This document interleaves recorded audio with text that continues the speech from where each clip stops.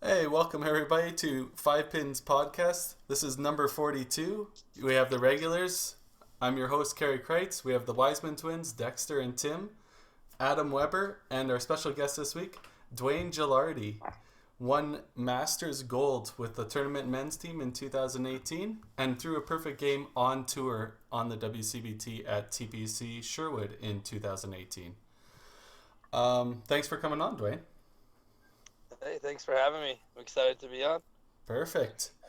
So our first topic will be something that was brought up this week. Somebody posted it. It was all-time average record, Frank Lavigne, 329 back in the mid-70s. I'm not too sure. Have you guys heard of this story prior to seeing it posted on Facebook this week?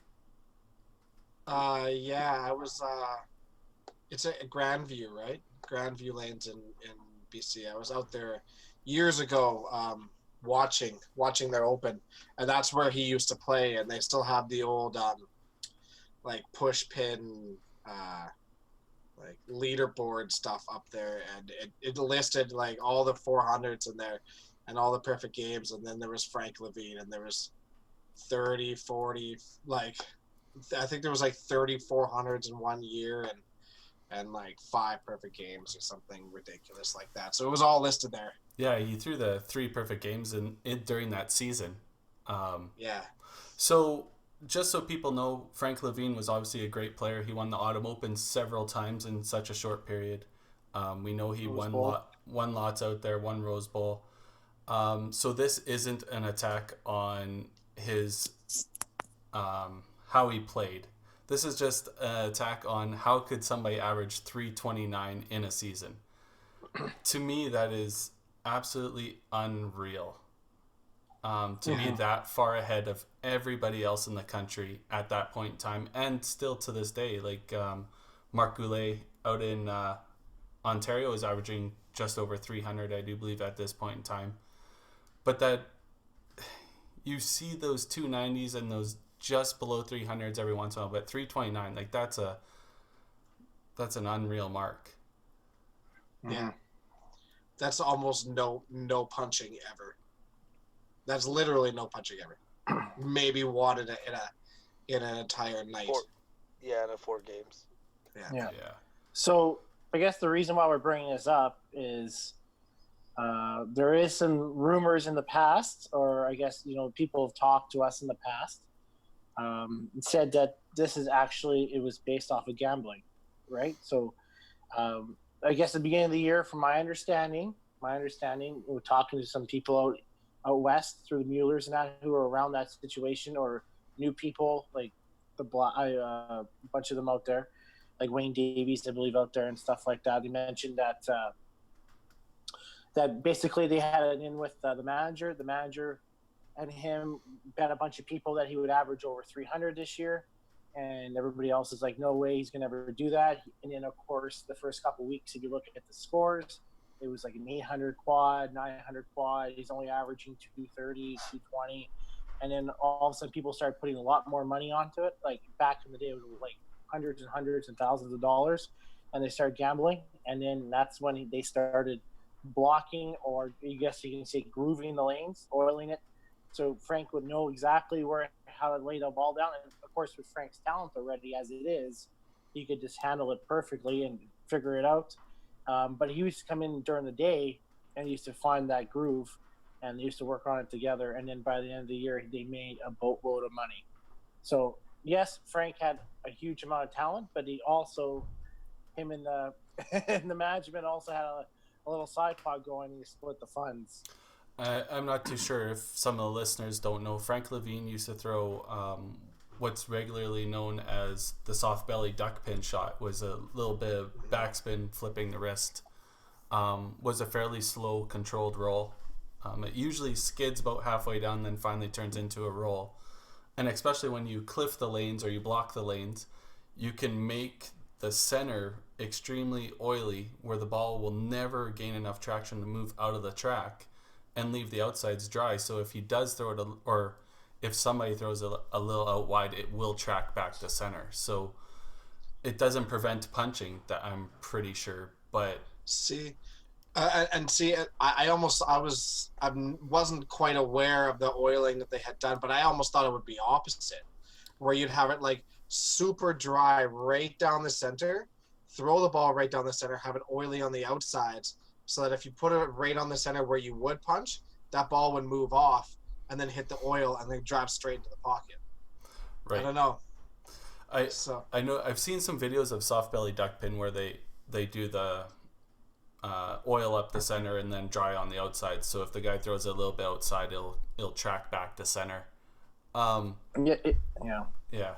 I'm not too sure. Obviously, on the fine details, none of us were alive at that point in time, and the people that were obviously don't go around and talk about it too often. So, for us to bring this up on the podcast, it's just to give our insight into it, knowing like Adam, one of the best players ever, holds Edmonton City records, Calgary City records for league averages. Would you ever think in your lifetime you could average 330 being one of the best players at this point in time? 330, no chance, right? It's for what Frank was doing back in that point of time. He was just the pure model of consistency. Like his ball was identical, and he would throw hundreds upon hundreds of games in a pretty given week to kind of keep that consistency. So when he was traveling, Western Canada, it's still. He didn't need that extra, help from the proprietors there. He was still an absolutely incredible talent. Nowadays, with the string machines, and it doesn't really matter what other changes with the bases and 17-inch centers and things like that. Like there's only such a big enough ceiling. That top players who hit the middle as often as we do to stay away from punching once or twice over a game or two games. So for us, all of a sudden that drops your maximum down into like a 350, 360, and that's with 11 strikes in your game, pretty much, right? So there's not enough Bonnie Doones in the world that people are going to be able to score that ridiculous the whole time. Yeah, and that's something else to say. Like Frank averaged 290 in several different houses. It wasn't like he was averaging 230 in other houses. He was still the top player around. There's no doubt in mind, but there was definitely something funky going on there. Just in my opinion, I guess. Yeah, right. I mean, this was at the absolute hype of bowling, right? The 70s and the 80s, that's when YBC had almost 80,000 kids. 80,000 kids in the program. It was massive, absolutely massive. And you'd fill every bowling alley with a league every single night, and probably two leagues, and they'd be full all the time. It's just not the same anymore. But that tells you just how big it was at that time period, that there were these kind of bets made. And from what we've heard, mafia being involved, or like the gambling rings were unbelievable, and bowling was such a huge sport back in the day that bowling was involved in it. And this is where I still think we need to get Bet365 on board. So legally, let's put it this way: Adam is say top bowler in Canada. He has a city record in Edmonton at Bonnie Doon, which, let's face it, it's probably Amara is up there. It's one of the easier centers in Canada. And then he also played the heyday down in Paradise, got his city record, right? Just to boost his ego some more. But that being said, he didn't average 300. Not saying Adam couldn't average 300, but he had our generational best conditions to get there, and he couldn't do it, right? And it has nothing against him, but it shows the situation with Frank Lavigne. Yeah, 2 punches in a game and you can't do it. But the game's gotten a lot easier, guys. Just so you know, because all the old timers keep telling us the game's too easy now. Yeah. There's technology that is helping the game, right? But there's still only as big a ceiling, and nobody's perfect because nobody's throwing 200 or 300, 400s even in a 6 or an 8 week block, right? It doesn't happen in this game. It's too difficult. When I was on that run where I did end up finally beating Freddie there, every week was a grind to try to make sure that your goal is essentially 300. You're trying to shoot 1,500 in a night. 15 and a half, allows you to shoot 14 and a half next week, right? Like 290 is a ridiculous number, right? Most people, when I was kind of growing up through, just outside of YBC and everything, 260 was your ultimate goal. If you were 260, you were like super elite at that point, right? So I think with the technologies and just the knowledge and the competition, especially out west here, I think that's definitely brought the level up, maybe 5 or 10 pins at that, but it's not a 50 or 60 pins. No, I do want to make note though. Sorry, that Adam did sit out those last 2 weeks of bowling just so he can get the record. No, that was just the last week. Second last week, I couldn't make it.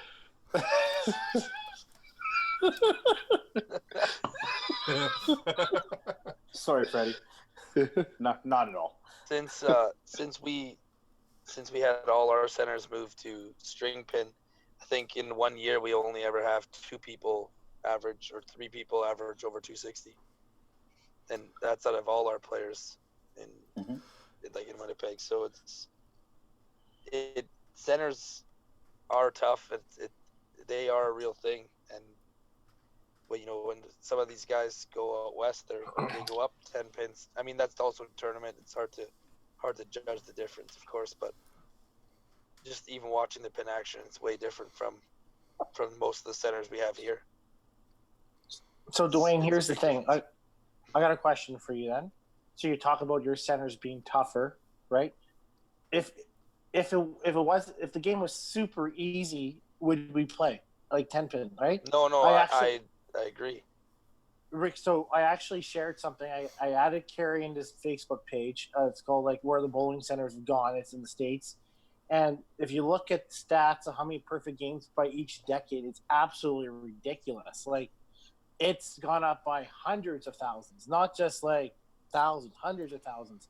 And I know we've had this argument. I've had this argument, and I love Evan to death, right? Evan LeCousier. But if the game was easier, I think people will lose interest more than they already do, right? Because it was such an easy sport, right? I think you lose the interest of the sport. I don't know if it's because it's easy. I think it wouldn't separate your really, really, really good players from your decent players. When it's harder, you really see the players that are playing the best at that point in time, and they really show up, right? Where your decent players, they're always going to play all right, but your great players are the ones that are going to separate themselves. And if it was super easy, I don't think you'd see that split as bad. I find it like I've noticed a lot more, like as I've worked on my game a lot more, I've noticed a lot more bowling centers is a lot like golf courses, where like all these top golfers, they're all very, very, very similar. Like you can't really pick who's going to win over the other, but some courses favor them more, or they learn how to adjust. But all those top players learn how to play at every center or every course, and that's what I've really focused on watching is, say, watching any one of you guys play and see how you guys make changes or even just different adjustments or what you guys go through to figure out the pinfall for that day or that center and how it works, right? So that's what I've noticed in the last little while. It's similar to, say, like I said, a golf course. That's a very good analogy. I have to say I kind of disagree with both your points there, Karie. Though, when it comes to Bonnie Doon, right, with the scoring as high as it was, I actually don't think it made the better players that much better. I think it actually brought the field closer to each other. That's right? That's what I'm saying. That's what I'm saying. That's exactly what he said. Oh, I thought you said. No, when the pinfall's super easy, it brings everybody closer together. It makes your. I thought you said like the super elite were even getting he just said it further ahead. backwards. Sorry. Okay. No. But in the then reverse order.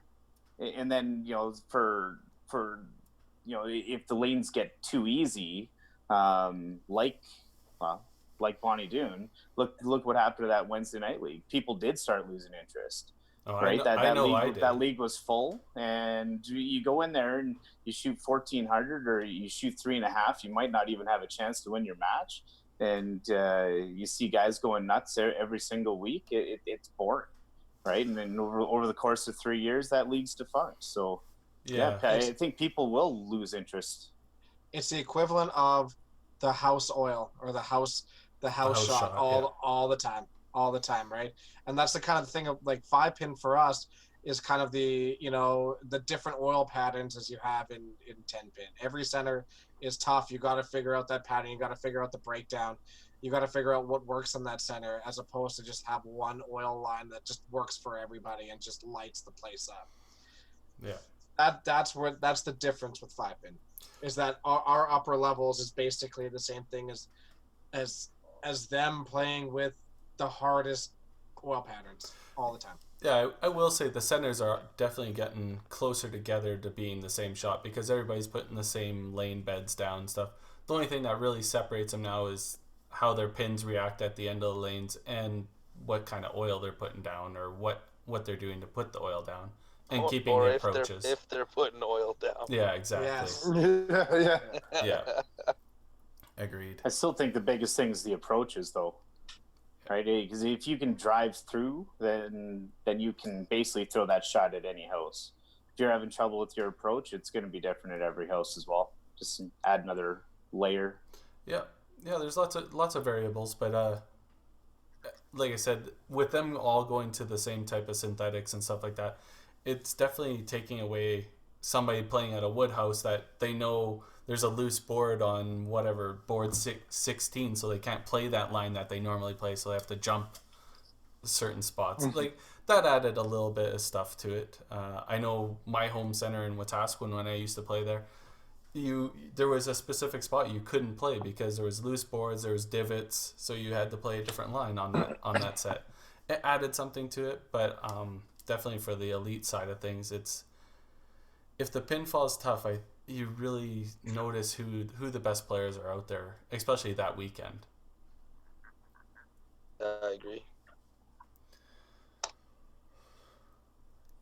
Good. All right. Perfect. So, Dwayne, we ask our special guests some questions. So hopefully you prepared your homework so you can answer these. All right, let's hear it. All right. Your bowling mentor.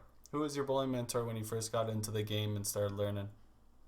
I guess it would be Jeff Bourne and Don Van Dale. I was working at Dakota Lanes before I started bowling, and I would obviously serve Jeff his drinks and watch him bowl. Yeah, so for a first little while, I would stay with Don when it was dead, and he would just give me pointers on throwing the ball. And then I started to obviously notice that Jeff was pretty good and heard about him a few times. And then he just offered if I gave him a ride home and bought him a drink, he would stay with me for an hour or an hour and a half. And yeah, that was it. That's where she started. After that, I guess after that, it was sort of took advice from Mark Mayer. Was my first coach, like my first captain of a team, and so I really took a liking to him and his sort of unique outlook. They both had very unique outlooks, and so I like to listen to everybody, really, to be honest. Yeah. But I would say it was Jeff and Don that really got me going. Yeah, it's I'll bring up a little bit story about Mark. It wasn't definitely not the first time I met him, but it was probably one of the later Autumn Opens. I would say around 2015, 2016. He would, after he'd throw his shot, and he wasn't playing very good at the time, so he would end up throwing 3 balls, he would go back and he'd sit down in a chair in the exact same position every time. Yeah. And he told me he was conserving his energy. And that's exactly it was quite the thing. And there was lots of tournaments he played lights out, but I just remember even when he wasn't playing very good, he still did the same routine, still had the same thought process. Very, very unique person, and I was glad I met him, and I had time to talk to him quite a few times, and he had a unique outlook, that's for sure. Oh, yeah. And an He's abundance very of passion. quirky. Oh yes, very. Yeah, you could just see the passion in the guy. Yeah. He had actually he announced his retirement and said he wasn't playing anymore, and then I guess he, like, before I would go to a tournament or whatever, he'd always wish me luck and stuff, and so he'd be watching Manitobans and even you, like, I guess all his buddies and stuff. And so I got back, he had mentioned that, oh, I think I found, there's always, every single time was always, I think I found something, I'm working on something. And he practiced all the time, but he just stopped playing leagues, he stopped playing Masters, and stopped really playing the tournaments. And so he said, I'm going to work on it this summer, and I think I'm coming back. But you could tell the guy was very passionate about it. So that was pretty sad. But unfortunately, you're always going to have those tragedies, especially in a sport that runs across the whole country. You're always going to hear the bad ones, and hopefully stuff like that doesn't happen to too many people. But may he rest in peace, and we thank him for the memories and for all the things he brought us. Absolutely. So what's your favorite tournament? Oh man. And it could be any tournament, not necessarily WCBT, any tournament, Open, Masters, whatever. Man. Backyard snow bowling, whatever. I guess, I don't know. I like them all, really. I mean, the one I've done the best in, I guess, would be Edmonton. So I really enjoy that. The format for Calgary has always been the one I like the best. But I never made it till this year, so never really got to play in format. But the Calgary format, I think, is something I enjoy, that challenge, and especially being if you're in final 16, that you're never out, even if you don't win your match, or every pin really does matter. I really enjoy that. But yeah, they're all, honestly, there's not one I dislike, for sure. Right. I wouldn't say I have a favorite. Well, I would think right now it would be Edmonton, because well, I was thinking the Autumn Open should be that first inaugural doubles title with yours truly. That should carry a special spot in here. Kerry wins something, and he's gonna bring it up. I think I have that up on the shelf with the Avalanche stuff. So. Oh, see, I think you forgot all about it. Spot, pal. Yeah, funny. I guess we'll have to look to defend. Yeah, for sure. So what's in your arsenal? I have. I only use soft rolls. I just use 2 different sizes and that's it. That's it. Just soft rolls. Yep. 4 7/8, and then the 4 3/4. And they're of the missile variety, I'm assuming. They're not tricoms. No, they're the original. Not the. I guess the original ones were only the brown and black, I think. Right. They were the first generation ones. They didn't have a name yet. They didn't have missile or ballistic or anything like that. Right. Yeah. So both sets are actually the first gen. Yeah. You don't see too many people with multiple sets. I know, there was I think the very first generation was the all black ones, right? Yeah. And with then the brown stripe or whatever. Yeah. Well, I think there was even a version before that they were just black. Lonnie Akers, really? Okay. Danny Bear, Johnstone has a set. They were just a black rubber ball. I think Shannis has a set too, actually. But yeah. I have a set of just red ones, solid too, and they're super soft. I don't know. Nothing of the next set after, but they're same thing. Nothing on them. right? So Right. yeah. Wow. What do you use for shoes? I just made some custom ones. I have Adidas Cloud Foam. What sorry. No, go ahead. What was the reason that you went to customs? Was it price? Was it comfort? Well, actually, I found it was like very important after playing in a tournament. One of the tournaments, played a couple shifts, and my feet were killing me. And I had SST8s, I think. And man, I don't think I could stand on my heels. And I was back then I was actually in decent shape, so didn't make sense. And my brother had made a different shoe every week. Like, he was just going through shoes, like just sticking sliders on them, trying his old shoes. And I tried a pair, and I was like, wow, what a difference. And so I went and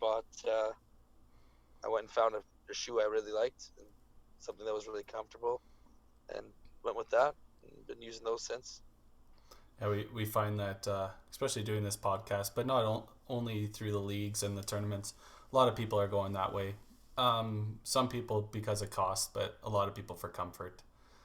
Nothing beats a good street shoe compared to a leather bowling shoe for 8 hours on the lanes. Yeah, no kidding. Well, it depends if you're bowling. You normally only bowl one shift, but those guys that got to bowl a few. I was like, more than 8 hours, man. Don't bring that up. I just played a 4-shifter, so yes. I know. I just wanted to hear you say that. That's fair. Doesn't happen often, Karie. No. So your career is fairly young, but we always ask, what's on your bucket list? What's the next thing that you are really striving to accomplish? Honestly, I just man, I just enjoy to play well. I don't really have much expectations or bucket list. You don't have a goal? I never thought I was going to bowl a perfect game. Not really, man. My goal is to keep playing well, honestly. Every time I go, I just want to play well. I don't really, in the last few years, I really have, the last couple of years, I haven't really, at one time it was got to win a tournament or got to bowl a perfect game or got to win this or something. And I stopped worrying about winning and started worrying about just being proud of what I'm doing. And then results started to show. So I guess I would love to win a tournament, of course. But I guess that would be great to have on, and maybe a national singles would be nice too. But right, I got a national team gold. That's always nice to have in your back pocket, eh? Yeah, it's all right. So, but yeah, I guess I never really thought about it that way. I never really thought about a goal that way. So, at one point it was. Yeah, I'll just expand on that a little bit. So your national gold experience, how was it? What insight do you have for people that haven't reached that goal yet? Well, especially in the team event, man, but if you're not playing well, there's always something you can be doing to help the team. So I know that I didn't play well, but I never got down, and I always tried to make sure my team was staying, felt supported and knew that I was trying my hardest at least. One of our games actually against Saskatchewan, I think we bowled a team in the 10th frame. It was 10 in a row or 11 in a row. And we had 14:06 to 14:03 against Saskatchewan. And I hadn't thrown a strike, and it was the 9th frame. And man, I had 7 picks, and I felt so bad, and I could tell my team was getting frustrated, and I was trying so hard. Yeah. But that's the best thing about the team, is just not to give up, and just stay there. Just always know that you can do more than just score. Yeah, stay down in the pit and encourage everybody else that's carrying your ass across the line. Well, yeah, that was you, I guess. That wasn't the point. That inaugural. wasn't the point of the dig. Yeah, I but, think that's what you were going for, but yes, this Karie. podcast isn't about me. Let's move on. Okay, sorry. Okay. I think I threw the props on Facebook for you, so yeah, I was aware I played like crap. Oh my god. It's all right.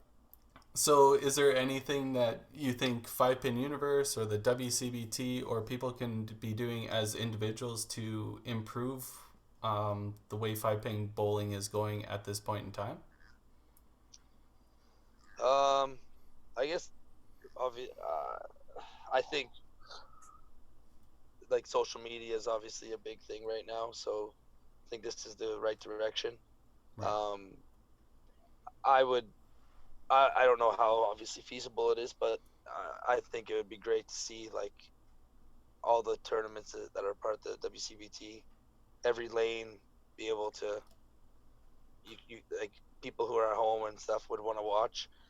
They can't travel. Like my parents and my family always like to support and watch, and they even like to watch like even you guys and everything. Like to know what's going on, but they don't want to watch just lane 3 and 4, right? They want to follow. If they want to watch Karie, they want to follow or Adam or Dex. Right. Probably not Tim, but Nope. they just go on. Hey, so they like to I'm follow. I'm top salesperson on shirts, buddy. Is that right, eh? Yeah. Is that the Dr. Evil shirts? Or?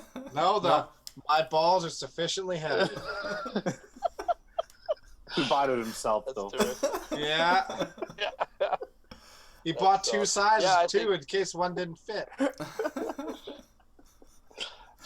We will. I think the social media would be great to see. If, that could be a big improvement with the live stream.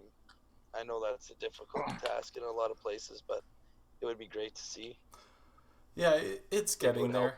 A lot of people. Yeah, I see it. Yeah, for sure. Yeah, a lot of people that always call in or text or whatever that they want to know where the players are playing and what set they're on.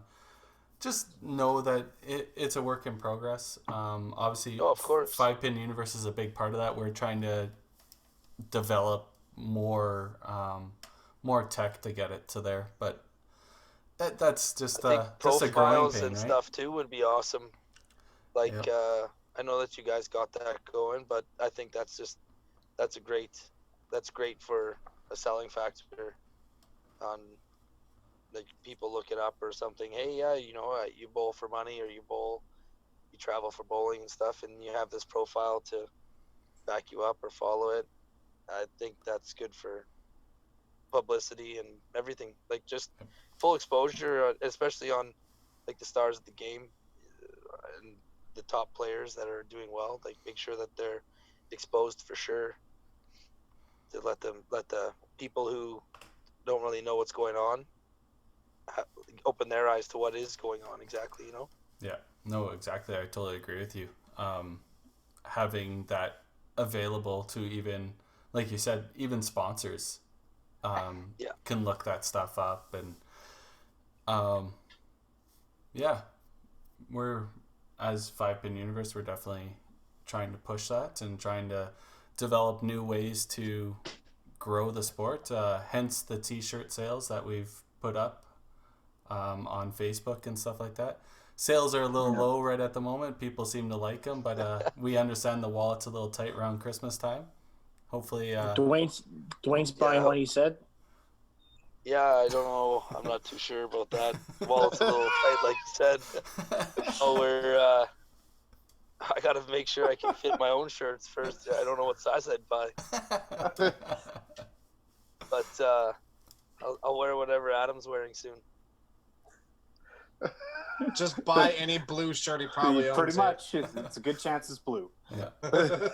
You should just buy Dex's shirt because it's just says fat bowlers are good bowlers, so it doesn't matter what size your shirt is. I guess that's a good point. I'll get that one. I hope that Christmas doesn't affect the wallets too much next year because we'd like to make sure that people can make it out, right? Yeah. obviously we'll segue into that. You're a part of the group that is helped developing that and bringing that to fruition. But the Manitoba Open again is starting back up. That's pretty awesome to see for 2020, right? Yeah, that's when we're going. So we're really excited about that. We've been working on it. Trevor and I have been working on this for a while. We've been lucky that we have, I think, about 7 other people that have volunteered to really put in a lot of work and help put this together. Aaron and Karen Ablas, Karen Armstrong, the whole Devaney team there, and yeah, it's Chris Dewar, a lot of guys willing to do with a lot of insight, and they're just working hard. Everybody's working hard, talking to sponsors and come up with some great ideas. So we're looking forward to seeing what we can put together and just making it happen. Yeah, we're excited about that. Is there any plans to do like a website or to do a big social media push? Yeah, that's all that we actually were hoping to have that finished, but we're still, in the discussion, even amongst with you guys about the finalizing a format. We don't really want to put up a full thing without having set in stone. We're still tweaking numbers, right? We're still tweaking numbers, so we're trying to get the best feedback on deciding that. So yeah, I know lots of people out here, even like Gino and the older guys, they're even looking forward to it. They want to go back to Manitoba and play that tournament, and that's exciting. Yeah, there's lots of buzz about it out here in Alberta for sure. So we really appreciate that too, and we're hoping that this is something that everyone enjoys, right? Like, we want to make it as fun and of course worth everyone's time as well. So yeah, it'd be great to see the support. Like, we're working. We got a lot of buzz at home too here, so that was a big reason why we decided to make this jump. So we're really hoping to lock in a lot of people at home here and have them have a full arsenal here. So that'd be great. Yeah, I know the Manitoba Open was it's an opportunity. Sorry, go ahead. Sorry, the Manitoba Open was a huge mainstay tournament for quite a long time.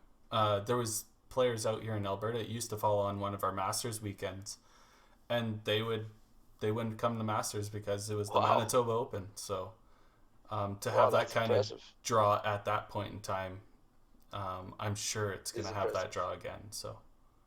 Well, I really hope it doesn't conflict with anyone, but no. Yeah, that's terrific. That's we really again. It's an opportunity for, like, we have a lot of players that are here, especially a lot of the youth that are here that would love the opportunity to go play. Don't have the funds to cover their travel and stuff, right? Their kids go to school, or even everyone has their own situation, so it's not cheap to travel, and I'm excited to see a lot of these people have this opportunity to play against the guys that they watch, Karie, Adam, Tim, Dex, maybe not Tim, but yeah. Is the original thought on a format more of a traditional, or are you kind of thinking out of the box? So that was something that we decided we really wanted to offer something different that was that's not like the others, but obviously similarities, nothing crazy. So yeah, we decided to do a I guess in a sense a 48-man cut, and so the number that we're tweaking is the amount that automatically qualified to the Sunday. So originally we had 16 people, the top 16 from the qualifying shifts go to the Sunday, and then the next 32 bowlers would play on the Saturday night, a three-game, or I guess originally it was a 3-game match. We changed that as well to play in 4 groups of 8. The top guy, or the top 2 from each group, you play everybody once, 50 points for a win. Top 2 guys from each group move to the Sunday. and then that's how your Sunday morning goes exactly the same way. You get 4 groups of 8, play everybody once, 7 games, and then that's how you play down, right? And then the final 16 was actually going to go to a one-sided bracket. Was that going to be a 3-game total pinfall or 2? 3-game total. Sorry, yes. Yeah, sorry, 3-game total pinfall. And then the finals, actually, we were going to do a 4-game to make it a little more unique, because it was less games on the Sunday when we went through it all. The timeline was a lot quicker on the Sunday than, say, the other tournaments. And it was a couple less games if you ran all the way, right? So we thought, you know what, the finals would be exciting to see, 4-game match. Somebody gets 660, or in Adam's case, throwing an 800 double. That's a big jump. Only at West. Yeah, only at West. Yeah, it was the same time Schultz did it to me, so yeah, I know the feeling. So you're saying Dexter might have a chance then? Maybe. So they say good bowlers, eh? They get it going after 4. Yeah, maybe. But yeah, no, that's what we're looking to do. We're looking to that's the idea, and I said we're tweaking the numbers. I think we're working on what you'll sort of the prize money and what you'll get. You make top 48, you lose your play down. You don't make it to Sunday, you get to play consolation still, and you still get some money. And then obviously if you make it to the Sunday, you get a certain amount of money. So we're hoping that we can get everybody the amount of money that we have a target in mind. So we're hoping it's significant for the qualifying, and then obviously the 4,000 first place, and we're working towards that, right? So that's awesome. Yeah, I like it. Kind of a mix of all the tournaments with a little bit of unique on top of it. No, I like it. I like it. Yeah, it's nothing. I didn't think it was like anything too crazy, like outside the box, but we ran all the time frames and we did all that, and everything fits very well. So we're really hoping that we can make this, get these numbers set. Like we're trying to change it to actually 20 people, the top 20 from the qualifying of like shifts, make it to the Sunday. We've been tweaking with that number, so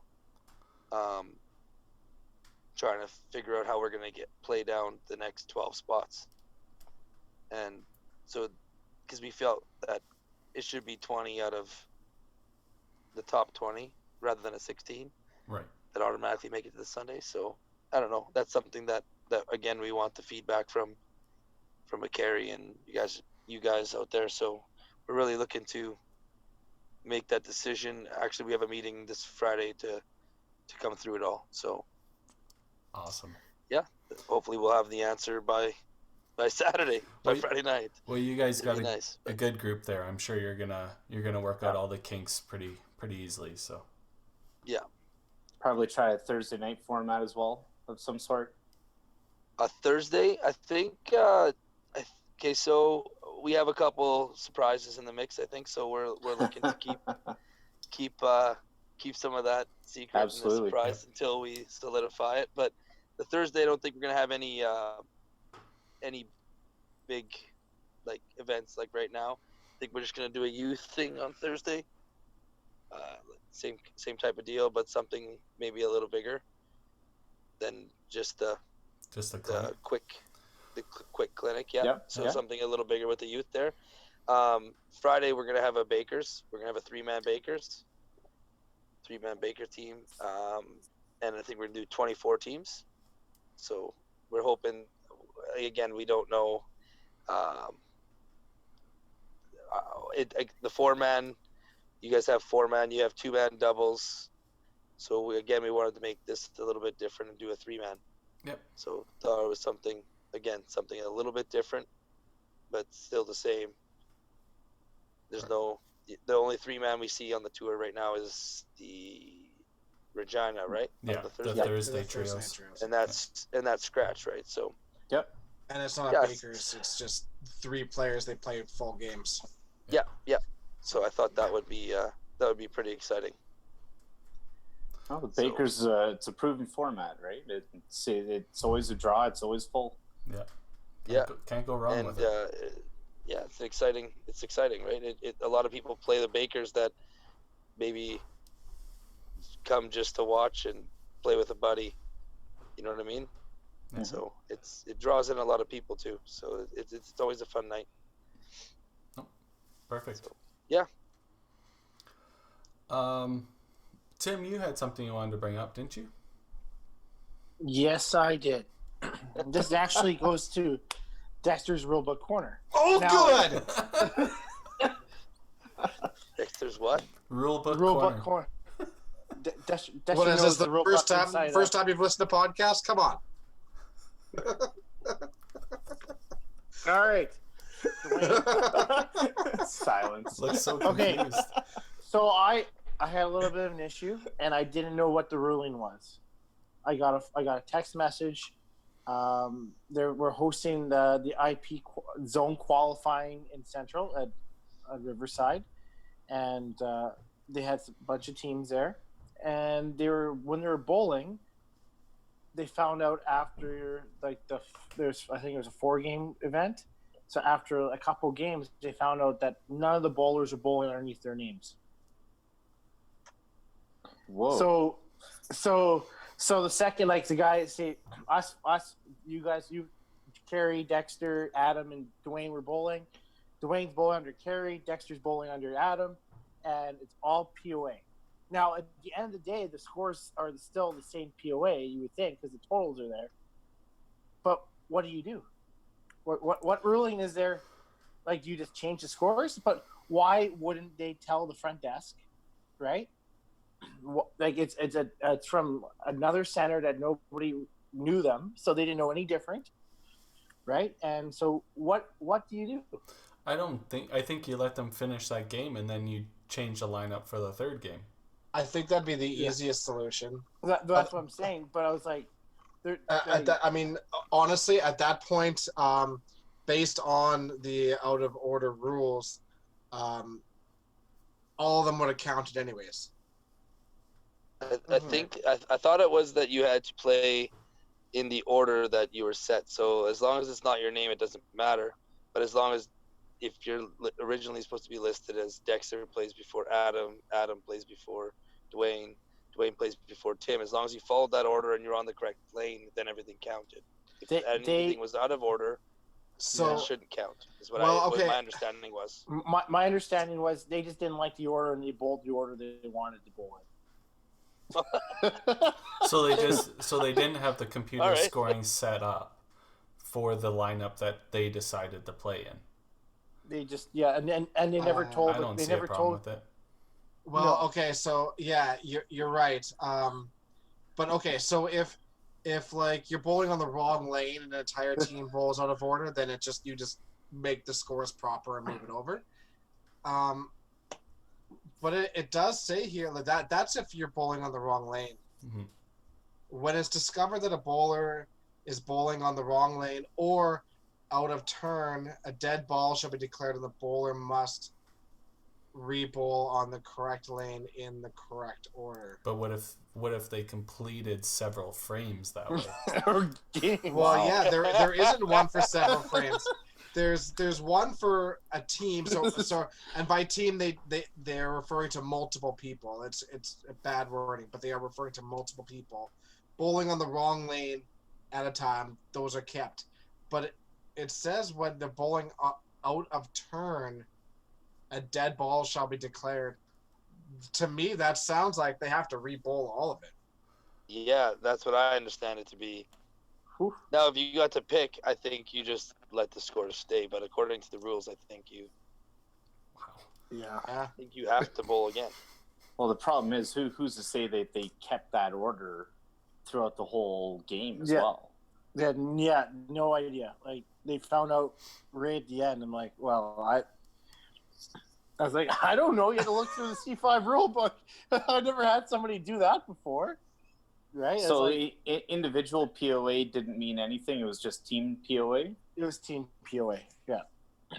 So realistically, as long as they kept order, at least the final total would be correct. Accurate, yeah.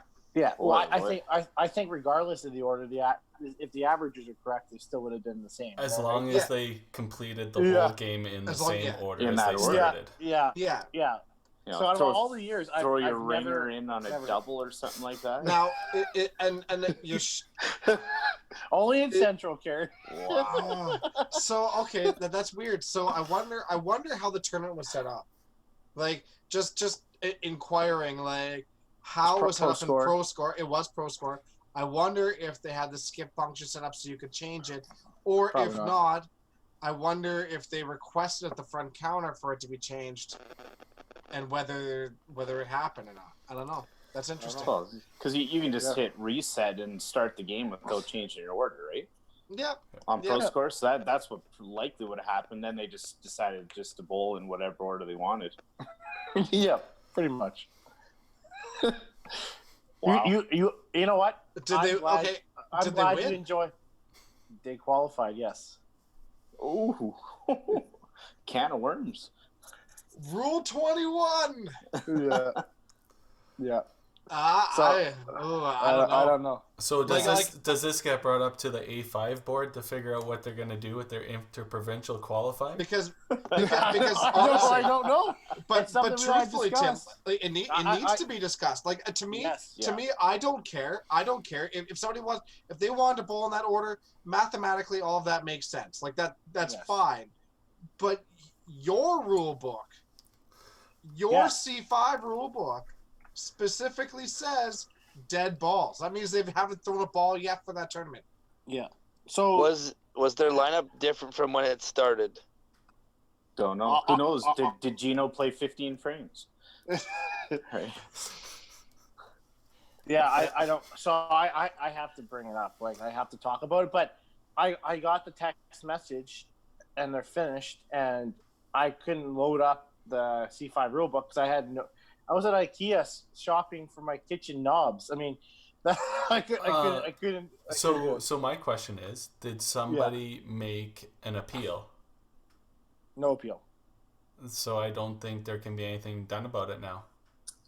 No. Well, but I mean, at the time, I just think the fact that Timmy knows about it. It doesn't matter. There's nobody fighting it, right? If there was no appeal for it. But somebody there at that time period that was running that tournament should have said something. Apparently they didn't know, right? They didn't know, and you don't honestly. Sometimes you don't blame people for that either because it's a different. Right. But okay, so are these? I mean, it's IP, so you're gonna have a whole range of people playing this.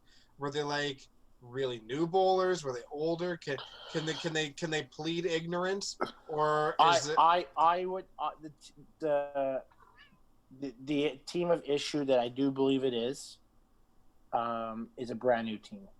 There's never and from center that doesn't usually send a lot of people. So there's a little room for give because it's not going to be like, it very well could have been their first tournament. So sort of thing. is there a deadline that a team that's involved in that or the judge of play has to make an appeal to have those results? Looking at the rule book, I didn't see anything on there or in the formats, right? So because you don't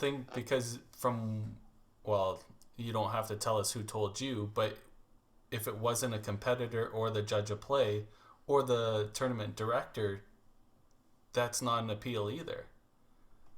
No, it was. I can't. You don't. I want to throw the person under the bus, but it's an unfortunate situation. I had no idea how to handle it. So yeah. Is somebody's cell phone close to their headset? No. Oh, good. Better. Something wrong? No, it was just some feedback going on. So no worries. Yeah, so interesting. I don't know. We'll figure it out. Yikes. But anyways, I just thought it was a unique situation and I'm glad that you guys enjoyed my topic because I know how much Dexter loves the rulebook corner. What I'm gonna love It's is my favorite segment. Is how you figure out what the actual ruling is. Because whether or not you actually rule on this, you should probably look into it just in case it does come up. I'm sending an email after we're finished here. Well, I think I agree with Dexter. Like, if it was caught at the time, or if there's an appeal, technically it's a dead ball, according to the rule. Based on your rules, yeah. Which is unfortunate. Well, the thing is, there's no way to prove that they all played 10 frames and they all played in the same order all the time as well. But I mean, I guess you could say that. We couldn't do that either way. Right, yeah. exactly. We could say that all the time. Yeah. But I would think other competitors in a certain time frame would have to make the complaint, or the tournament director or the judge of play would have to make the complaint in order for it to be ruled upon. Most appeals would probably have a deadline, right? Yeah, You'd have 3 days or 14 days or from whatever incident that occurred. Yeah. Should I delay this podcast till we go outside of that deadline range? Hey, don't be looking for excuses to hold off posting things. I've heard deadlines don't matter anymore lately, but who am I supposed to know?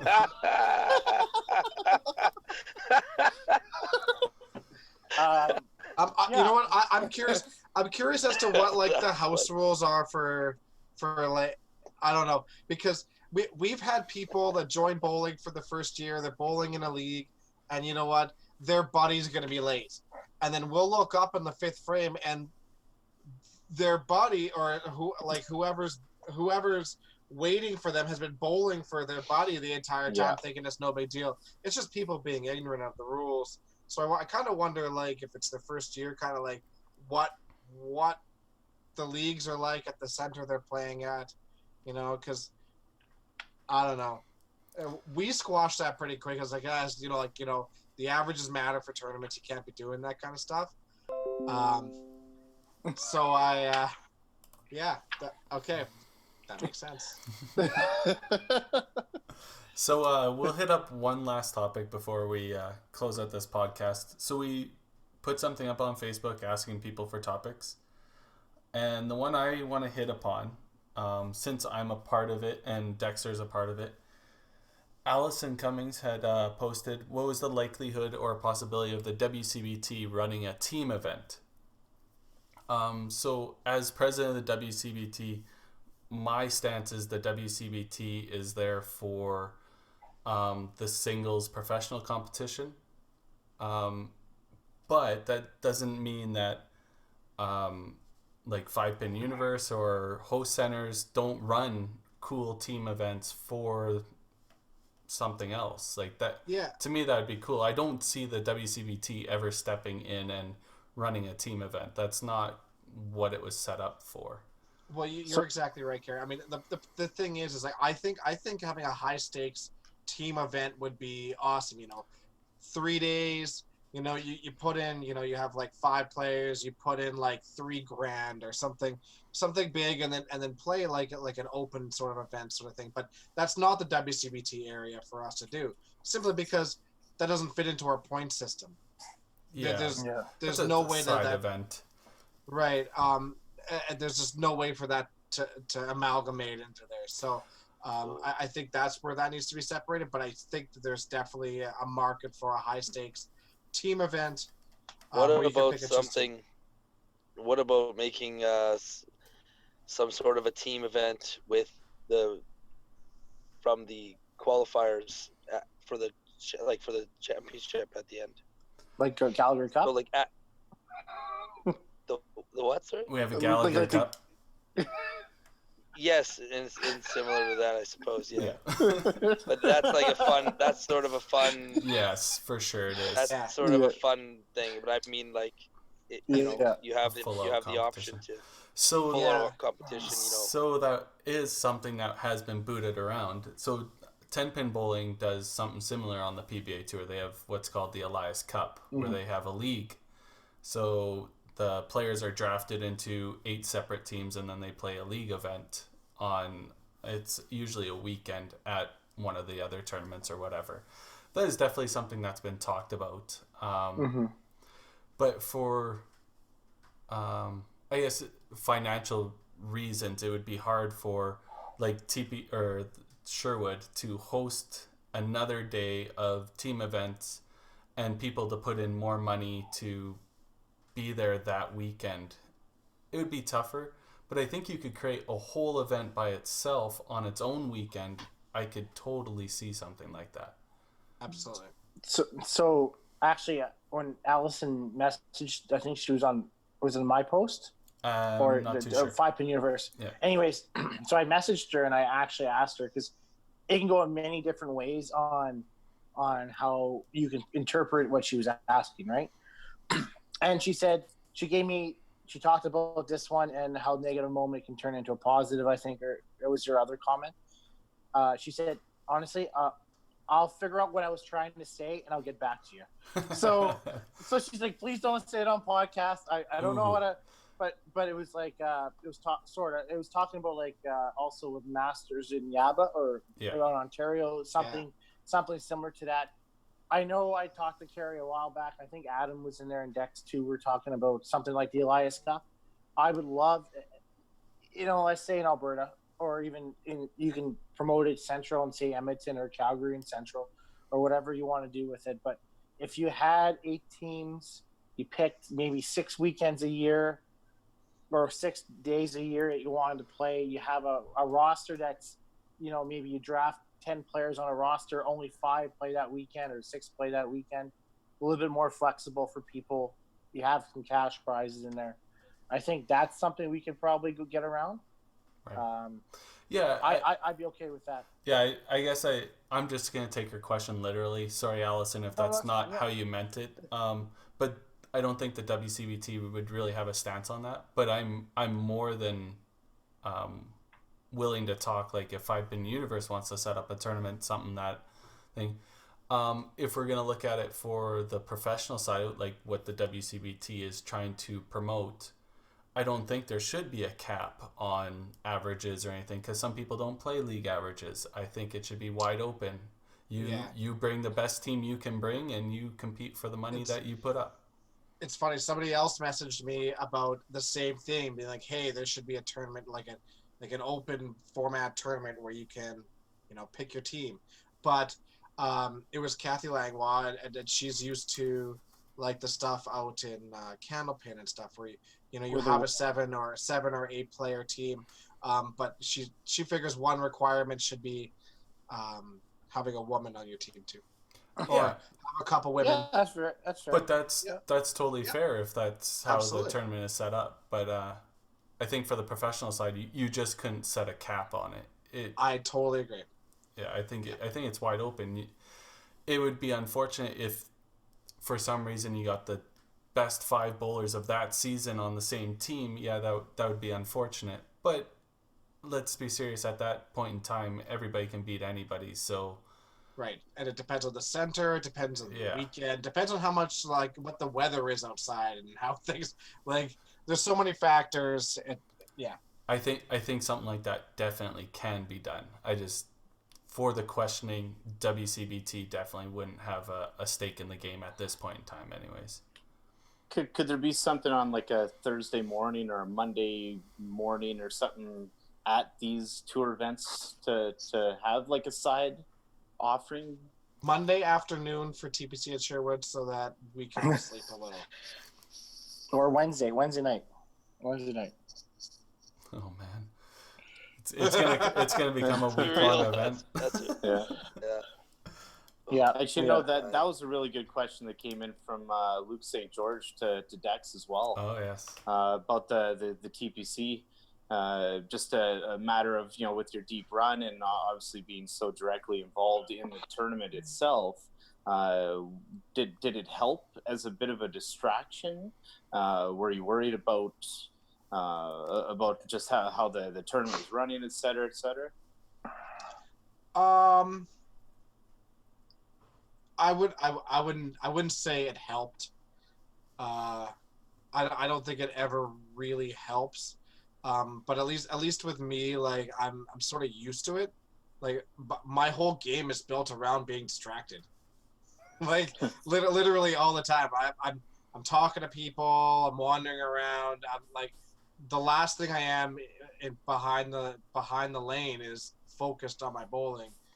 It's when I get on the lane for that half a second that I am. But it's literally all my focus is like at the back of the lanes, grab my ball, focus, go up onto the lane, throw my ball, and go. So I wouldn't say it helped me, but I don't think it hindered me. I don't know. No major breakdowns either, right? No. Not on Sunday. Not on Sunday. Yeah.